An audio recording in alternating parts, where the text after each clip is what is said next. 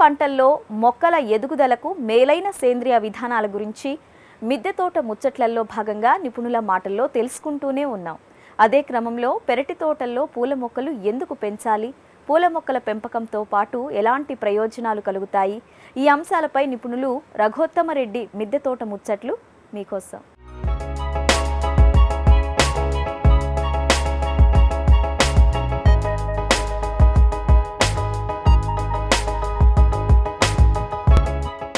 మిద్దె తోటల్లో పూల మొక్కలను ఎందుకు పెంచాలి?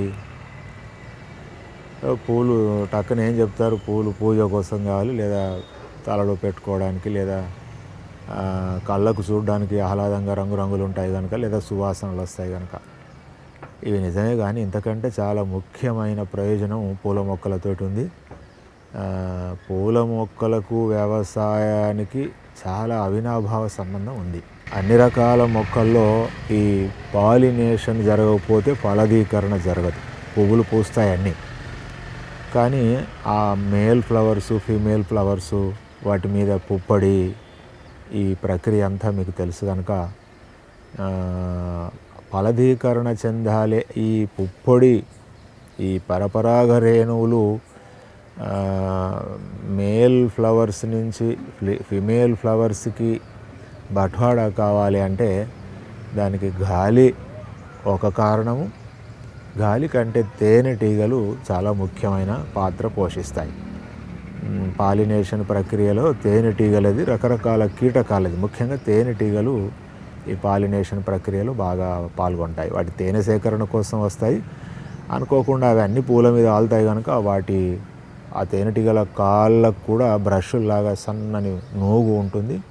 ఈ పువ్వుల మీద వాలగానే ఈ కేసరాల మీద ఉన్న నూగు పుప్పడి తేనెటీగ కాలి పాదాలకు ఉన్న నూగు కంటి అది తిరిగి ఇంకొక పువ్వు మీద వాలితే ఆ విధంగా పరపరాగ సంపర్కం జరిగి ఆ ఫిమేల్ పువ్వులు ఫలదీకరణ చెందుతాయి. మనందరికీ తెలిసిన విషయం ఇది.